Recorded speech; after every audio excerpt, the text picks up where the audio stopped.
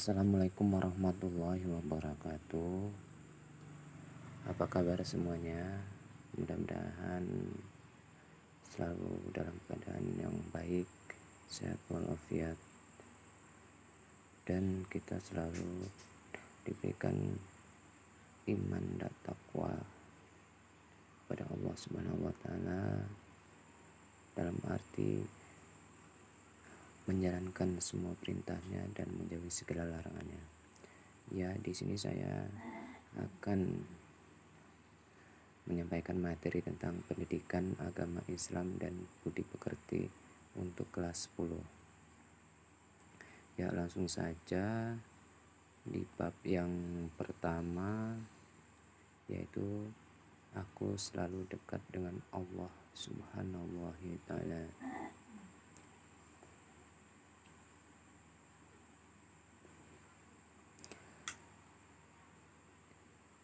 A. Memahami makna Asmaul Husna. 1. Pengertian Asmaul Husna. Asmaul Husna terdiri atas dua kata, yaitu asma yang berarti nama-nama dan husna yang berarti baik atau indah. Jadi Asmaul Husna dapat diartikan sebagai nama-nama yang baik lagi indah yang hanya dimiliki oleh Allah Subhanahu wa taala. Yang kedua, dalil tentang Asmaul Husna.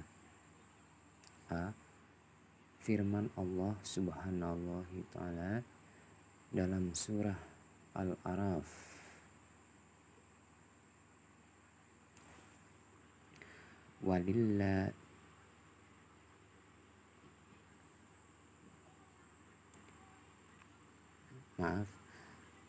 walillahil asmaul husna fad'uhu biha wadzarul ladzina yulahiduna fi asma'ihi sayajzauna ma kanu ya'malun. Artinya, dan Allah Subhanahu wa taala memiliki Asmaul Husna, maka bermohonlah kepadanya dengan menyebut nama-namanya yang baik itu, dan tinggalkanlah orang-orang yang menyimpang dalam menyebut nama-namanya. Nanti mereka akan mendapatkan balasan terhadap apa yang mereka kerjakan. Dalam ayat ini, dalam ayat lain dijelaskan bahwa Asmaul Husna merupakan amalan yang bermanfaat dan mempunyai nilai yang tak terhingga tingginya.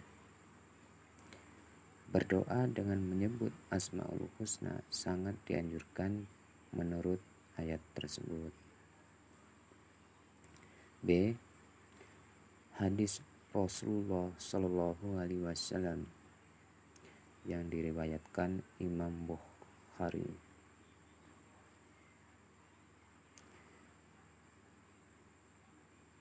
Saya langsung ke artinya.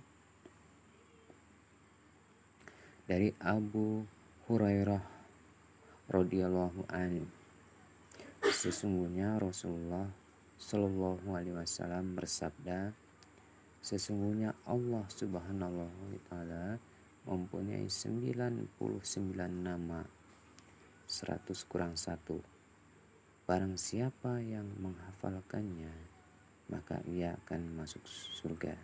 Hadis riwayat Bukhari.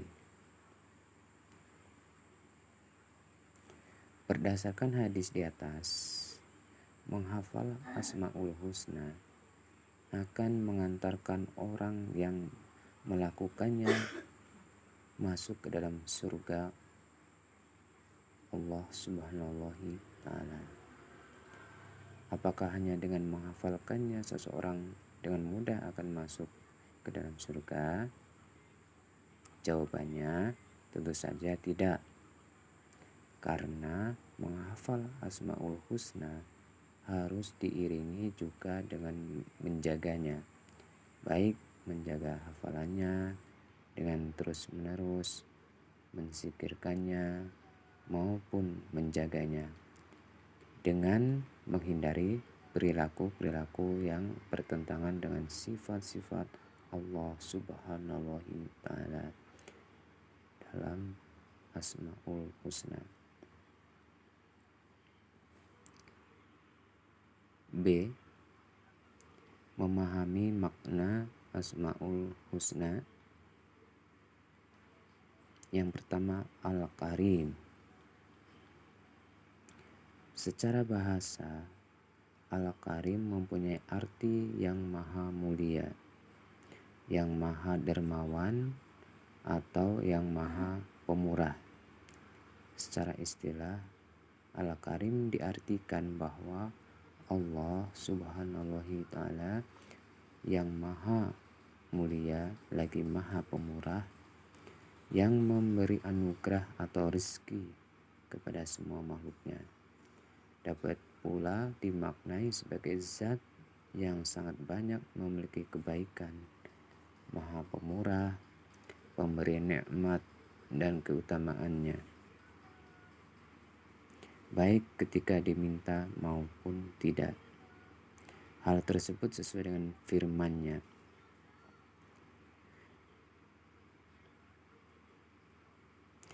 Yang artinya, hai manusia, apakah yang telah memperdayakanmu terhadap Tuhan yang maha pemurah?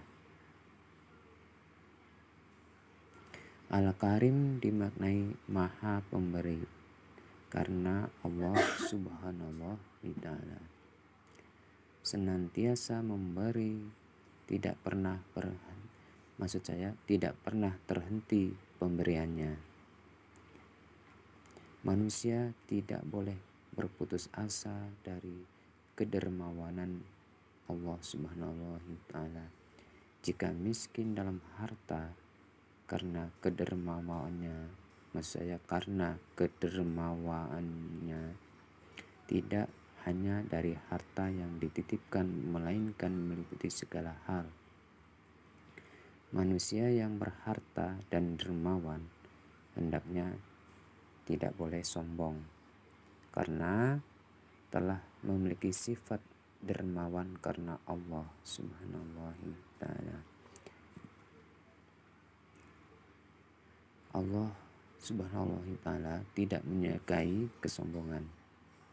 Dengan demikian, bagi orang yang diberikan harta melimpah maupun orang yang tidak dianugerahi harta oleh Allah Subhanahu wa Ta'ala, maka keduanya harus selalu bersyukur kepadanya, karena orang yang miskin pun telah diberikan nikmat selain harta. Contohnya kesehatan dan lain-lain. Al-Karim juga dimaknai yang maha pemberi maaf, karena Allah Subhanahu wa Ta'ala memaafkan dosa para hamba yang lalai dalam menunaikan kewajiban kepada Allah Subhanahu wa Ta'ala. Kemudian hamba itu mau bertaubat kepada Allah Subhanahu wa Ta'ala. Bagi hamba yang berdosa, Allah Subhanahu wa Ta'ala adalah yang maha pengampun. Allah Subhanahu wa Ta'ala akan mengampuni seberapapun besar dosa hambanya, selama hambanya tidak meragukan kasih sayang dan kemurahannya. Menurut Imam Al-Ghazali, Al-Karim adalah dia yang apabila berjanji menepati janjinya. Bila memberi melampaui batas harapan, tidak peduli berapa dan kepada siapa dia memberi, dan tidak rela bila ada kebutuhan hambanya memohon kepada selainnya, meminta pada orang lain.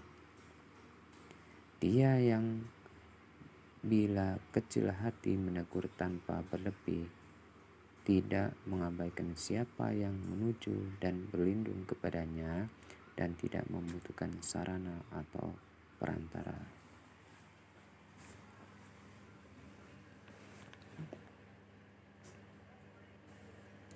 Yang kedua, al-mu'min. Al-mu'min secara bahasa berasal dari kata amina yang berarti pembenaran, ketenangan hati, dan aman. Allah Subhanahu wa ta'ala al-mu'min artinya dia maha pemberi rasa aman kepada semua makhluknya, terutama kepada manusia. Dengan demikian, hati manusia menjadi tenang. Kehidupan ini penuh dengan berbagai permasalahan, tantangan, dan cobaan. Jika bukan karena Allah Subhanahu wa ta'ala yang memberikan rasa aman dalam hati, niscaya kita akan senantiasa gelisah, takut, dan cemas. Perhatikan firman Allah Subhanahu wa ta'ala sebagai berikut ini. Maksud saya berikut ini. Allazina amanu walam yalbisu imanahum bidzulmin ulaika lahumul amnu wa hum muhtadun. Artinya, orang-orang yang beriman dan tidak mencampur adukan iman mereka dengan syirik, mereka itulah orang-orang yang mendapatkan rasa aman dan mereka mendapatkan petunjuk. Surah Al-An'am.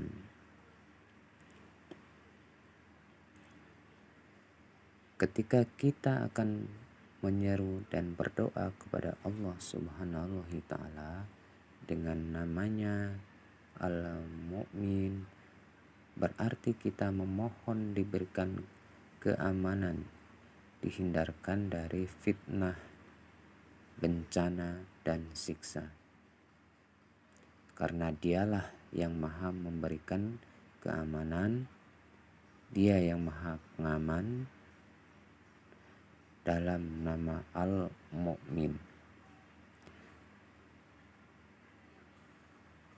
dalam nama Al-Mu'min terdapat kekuatan yang dahsyat dan luar biasa. Ada pertolongan dan perlindungan, ada jaminan, dan ada bala bantuan. Berzikir dengan nama Allah Subhanahu wa ta'ala Al-Mu'min di samping menumbuhkan dan memperkuat keyakinan dan keimanan kita bahwa keamanan dan rasa aman yang dirasakan manusia sebagai makhluk adalah suatu rahmat dan karunia yang diberikan dari sisi Allah Subhanahu wa ta'ala.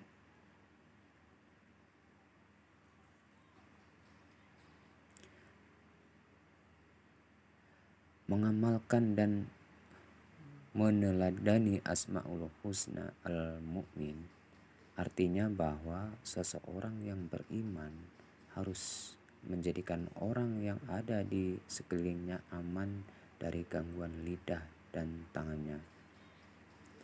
Berkaitan dengan itu, Rasulullah Shallallahu Alaihi Wasallam bersabda yang berbunyi, demi Allah tidak beriman, demi Allah tidak beriman, demi Allah tidak beriman. Para sahabat bertanya, siapa ya Rasulullah Shallallahu Alaihi Wasallam? Rasulullah Shallallahu Alaihi Wasallam menjawab, orang yang tetangganya merasa tidak aman dari gangguannya. Hadis riwayat Bukhari dan Muslim. Yang ketiga, al-wakil.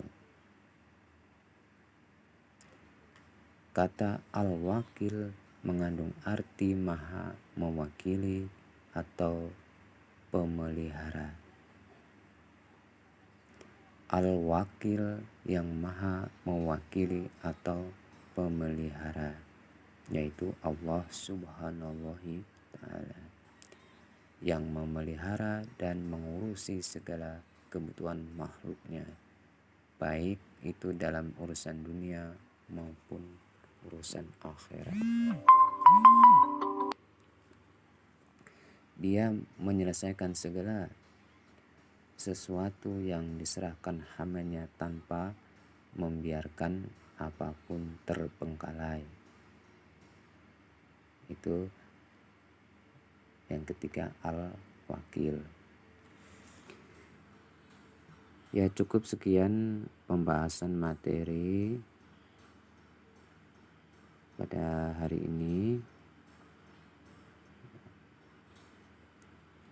Apabila ada salah-salah kata, saya mohon maaf. Dan di lain waktu dan kesempatan saya akan lanjutkan lagi. Akhir kata, wassalamualaikum warahmatullahi wabarakatuh.